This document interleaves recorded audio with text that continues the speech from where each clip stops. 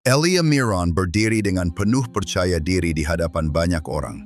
Dengan suara lantang, ia mulai menjelaskan tentang Trinitas, doktrin yang disebut-sebut sebagai inti iman Kristen.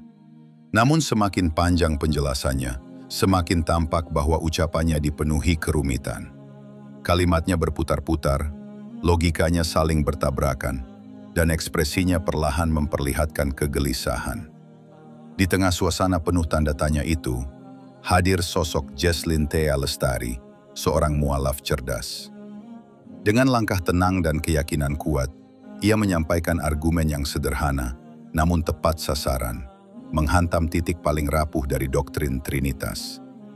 Seketika suasana forum berubah hening. Trinitas yang coba ditegakkan Elia justru runtuh oleh logika sederhana seorang mualaf. Jesslyn berhasil memberikan skakmat yang membuat Elia tak berkutik dan terdiam. Mari kita saksikan bersama. Namun sebelum lanjut, jangan lupa memberikan dukungan sederhana dengan cara subscribe dan like video ini. Dengan begitu, kita sama-sama berbagi kebaikan untuk lebih banyak orang. Tritunggal itu tidak berbicara tentang jumlahnya Allah, tapi itu berbicara tentang bagaimana Allah itu.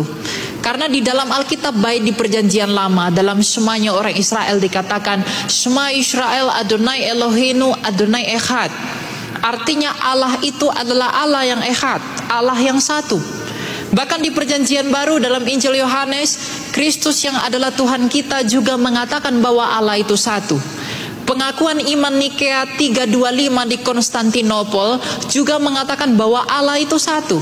Jadi baik sebelum Kristus datang, pada saat Kristus datang, dan setelah Kristus terangkat ke surga, semuanya memiliki pengakuan, iman kekristenan memiliki pengakuan bahwa Allah itu esa.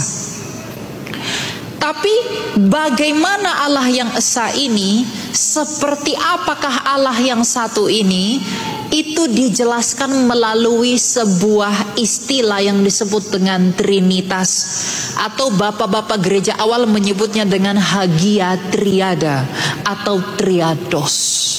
Allah kita tuh memang satu, tapi satunya Allah kita itu, kita tidak menyembah Allah yang mati, kita menyembah Allah yang hidup. Allah kita itu hidup, dan bagaimana ia di dalam hidupnya itu? Allah yang hidup adalah Allah yang mencipta dan Allah yang memberi hidup. Namun tentang oleh apa dan bagaimana ia mencipta, dan tentang oleh apa dan bagaimana ia menghidupi, itu dijelaskan melalui Tritunggal ini. Jadi Allah yang esa, dalam 1 Korintus 8 ayat 6 dikatakan Allah yang esa, bagi kita hanya ada satu Allah, yaitu siapa? Loh, nggak dibaca Alkitabnya. Bagi kita hanya ada satu Allah, yaitu siapa? Bapa. Jadi Allah yang esa itu disebut dengan Sang Bapa. Sang Bapa ini, mengapa dia disebut Bapa? Bukan karena dia laki-laki, tapi karena dia adalah sumber segala sesuatu yang telah ada di semesta ini. Dia adalah pribadi yang tak terhampiri. Dia adalah asal muasal dari segala sesuatu yang ada, yang kita lihat, yang kita dengar, yang kita raba. Itulah Sang Bapa.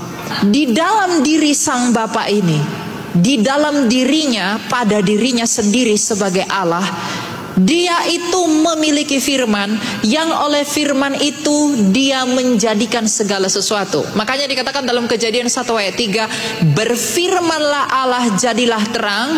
Berarti Allah yang adalah Sang Bapa tadi menjadikan terang menggunakan firman-Nya. Berarti Allah menjadikan terang oleh firman-Nya. Jadi Allah Sang Bapa menciptakan langit dan bumi dan segala isinya oleh firman-Nya yang ada di dalam dia. Firman ini dalam bahasa Yunani disebut dengan logos, yang mungkin dapat diartikan sebagai ilmu, kecerdasan atau intelijensia dari Allah itu sendiri. Selain memiliki firman di dalam dirinya, ia juga memiliki roh, yang oleh roh itu ia menghidupi segala sesuatu.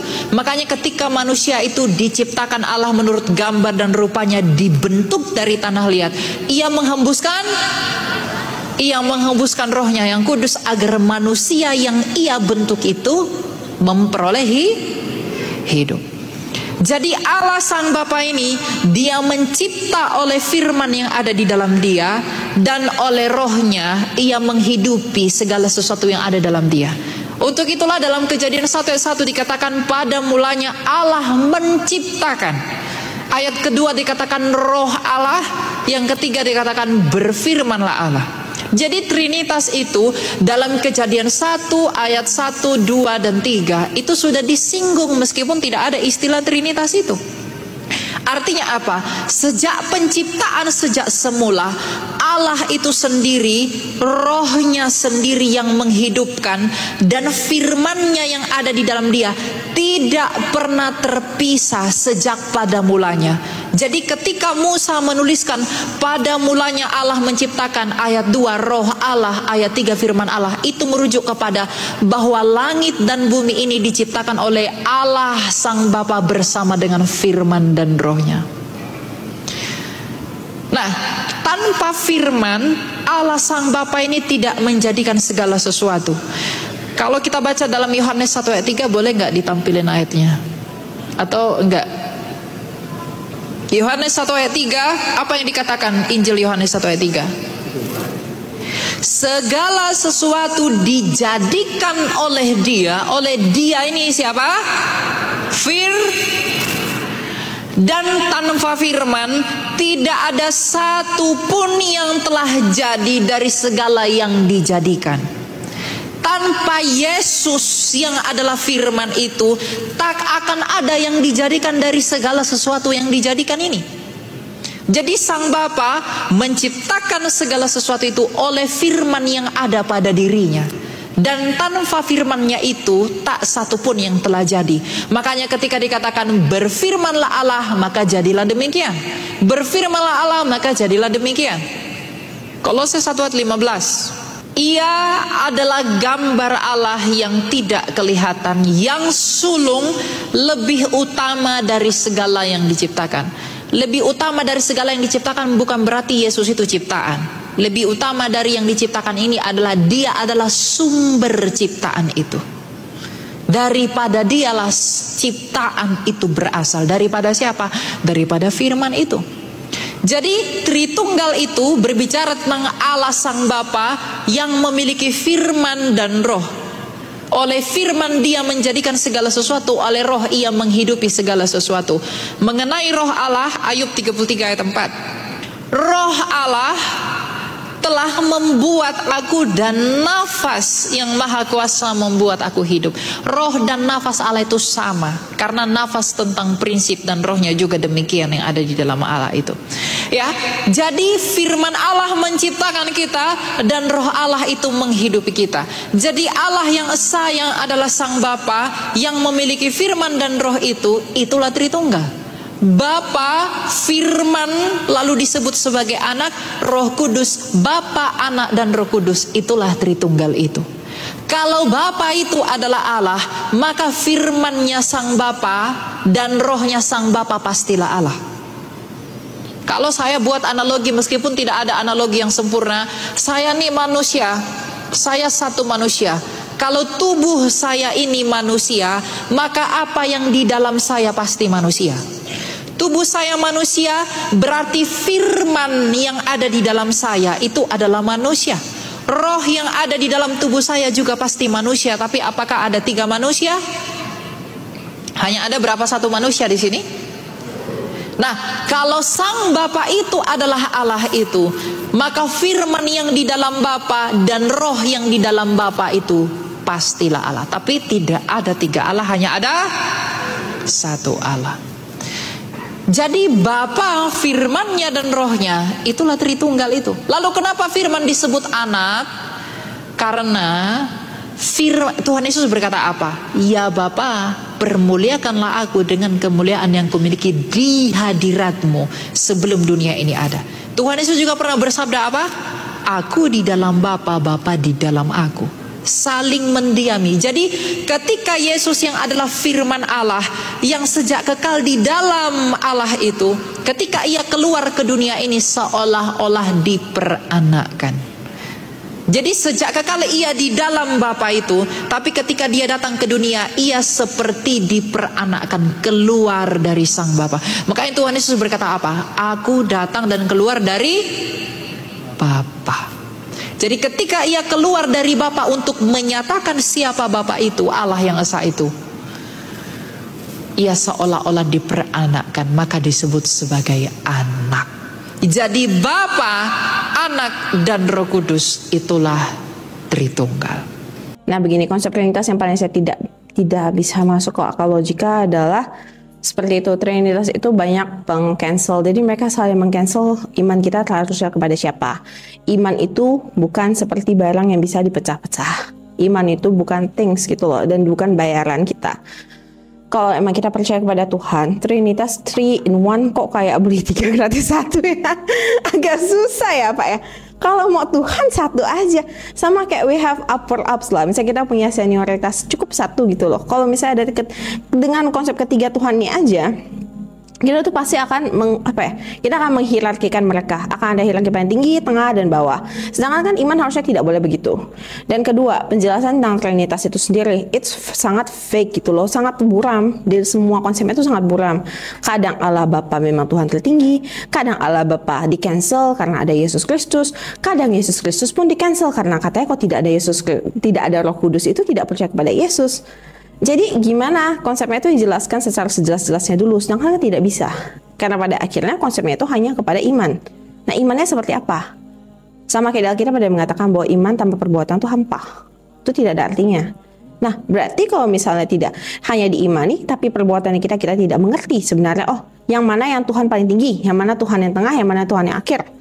Nah kalau tidak bisa dijelaskan seperti begitu saja, seharusnya secara khalayak umum kita nggak akan mungkin bisa percaya dengan 3 entitas itu. That's the first. Yang keduanya, entitas Trinitas ini sangat menyerupai dengan penyembahan dewa, di mana dewa Zeus dan seterusnya dewa-dewa Yunani. Di mana saat itu Kristen itu muncul di era yang cukup menyerupai, cukup similar, cukup mendekati eranya. Jadi itu membuat kita mulai questioning gitu loh. Benar nggak sih Trinitas ini? Atau jajan Trinitas Christianity itu memang ada terpengaruh budaya. Karena kan biasa agama ada pembawaan budaya sedikit ya, budaya ada di-adopt. Jangan-jangan ada di-adopt. Dan jangan-jangan adopsi ini yang membuat konsep Trinitas ini sebenarnya jadi kemana-mana. Karena tidak tepat. Nah kalau kita belajar ketuhanan aja nggak tepat, nggak usah belajar lain ya, udah pasti sesat. Gitu ya, udah pasti sesat. Nah itu yang pertamanya. Habis itu yang keduanya. Di konsep Trinitas ini, kan pengajaran kalau dalam Kristen itu, jujur kalau kita untuk khalayak umum membaca Alkitab itu sangat rumit. Karena perkataannya, metaforanya, perbolanya, ataupun dialognya, dan ucapannya semuanya itu bukan kata-kata yang memang sering dipakai pada umumnya. Dan kata-kata itu susah untuk ditafsirkan. Nah, penafsiran ini kita biasanya bisa mendengar di gereja. Sedangkan bapak-bapak gereja itu sudah punya doktrinnya masing-masing. Dan mereka tuh membelah ayat itu benar-benar membelah sesuai dengan tujuan dan maksud topiknya mereka. Apa beda dengan saya dengar dengan motivator? Motivator juga sama. Mendingan saya dengar motivator dibanding saya dengar itu. Nanti saya sembah salah Tuhan kan lebih bahaya lagi ya. Jangan-jangan Tuhan yang saya sembah itu setan. Atau gimana kan no one knows gitu loh. Jadi konsep ketuhanan itu nggak bisa dipisah-pisah. Karena begitu saat kita, misal pelajaran utama kita hanya dari gereja, hanya dari khotbah. Karena pembahasan Alkitab sendiri itu memang butuh kemampuan orang yang khusus ya. Orang yang memang sudah belajar cara menafsirkan. Masalahnya juga banyak di gereja-gereja, pendeta itu bisa asal naik. Belum tentu pendeta itu memang mengerti bagaimana cara menafsirkan kitab suci. Hanya naik, maybe for any reasons, mereka naik, mereka memberitahu kita percaya. Nah itu permasalahannya, konsep-konsep saya di situ. Nah, setelah itu saya baru mendengar di Muslim Tuhannya hanya ada satu. Simple, peraturannya sudah jelas. Dilanggar salah, tidak dilanggar, ada yang sunnah ya, ada yang sunnah tidak dilakukan atau dilakukan. Nah itu sudah masuk ke dalam peraturan-peraturannya sudah jelas sih, kita cukup mengikuti, mempelajari, mengiman dan diaplikasikan dalam hidup sendiri. Simple gitu loh. So it's not a very complicated reasons kalau kenapa kita lebih memilih Islam dibandingkan Kristen. Kristen itu sudah banyak error di bagian dalam, maka di bagian Alkitab deh. Udah deh Alkitab aja diperbaikin. Kalau pendeta-pendeta nggak mau diperbaikin ya udah nggak apa-apa. Pendeta itu masalah oknum. Alkitab tuh nggak bisa ganggu gugat gitu loh. Nah itu kenapa saya tuh lebih memilih Islam. Kita hidup tuh sudah susah. Banyak tantangan hidup, cobaan tuh udah banyak. Masa kita masuk ke Tuhan juga mesti cobaan gitu loh. Tuhan aja kita masih harus milih-milih kayak tebak-tebak aduh antara tiga nih yang benar ya, masa sisi-sisi kan nggak mungkin kan. Kita harus sembah dan Tuhan tuh nggak bisa dimainkan. Sedangkan di Kristen jujur bagi saya, pengalaman pribadi saya, sepertinya ketuhanan kita mainkan dengan konsep Trinitas. Karena konsep Trinitas sendiri sangat menyerupai konsep-konsep dewa di zaman dahulu yang juga era peradabannya tuh hampir menyerupai era peradaban munculnya Kristen. Jadi kalau misalnya orang Kristen itu kenapa saya juga ngeh kenapa kalau pendeta-pendeta selain pendeta Andrea tuh banyak tuh pendeta-pendeta lain yang mulai merespon mengapa ya, karena selama doktrin itu aman. Jadi Christianization itu diprotek oleh doktrin itu seperti kamu tuh orang terus kamu ditutup pakai box kayak kamu semut dimasukin box. Doktrin itu boxnya, selama boxnya nggak open forever after, mau sampai mereka sembah 5 atau 6 tahun nggak tahu ya evolusi ya. Sekarang kan Trinitas bisa aja berkembang kan, evolve, right? Selama doktrin itu nggak ditutup, selama doktrin itu masih nutup, kotak ini masih ada di situ, mereka nggak akan berani berpikir kemana-mana. Karena ada juga konsep tentang God is a wrathful God. God kita itu tuh adalah God yang sangat menakutkan, fierce and powerful, and jealous God, dan Tuhan yang sangat pencemburu. Itu kenapa kita tidak akan berani mengopen doktrin itu saat kalau misalnya Kristen mendengar hal itu. Itulah kenapa kalau misalnya Kristen yang masih mendengar, kan kita semua nonton The Passion of Christ dong setiap Paskah kan. Kita nonton Passion of Christ, kita melihat sejarahnya Yesus sampai disalibkan seperti apa, bahkan sampai dari titik akhirnya dia meneriakkan Eli, meminta tolong kepada Allah, minta tolong kepada Tuhan untuk menyingkirkan. Sudah. Pada akhirnya kan sebelum Yesus meninggal, dia mengatakan it's all done, right? Semua sudah selesai. Nah, di bagian itu saja kalau misalnya doktrinnya terbuka sedikit, kita bisa mulai berpikir, oh ya benar, berarti Yesus memang bukan Tuhan. Dan Yesus bukan Tuhan yang dikirim ke dunia ini untuk menebus dosa manusia. Karena not that gitu loh. Misalnya orang yang memang sudah datang dengan mission, dia tidak akan meminta untuk mission itu dihilangkan di bagaimanapun juga. Apalagi yang turun adalah Tuhan. Tuhan pasti tahu dia mampu untuk menanggung itu sampai detik akhirnya juga dia tidak perlu menyerah karena dia adalah Tuhan. Itulah kenapa berfungsi ya untuk orang-orang, misalnya orang-orang terutama mualaf, maybe in my opinion terutama mualaf, karena you guys have the rights to say that. Kalian pernah di dalam situ, kalian bisa membantu untuk mungkin tidak mengopen doktrinnya, tapi kayak make a little hole.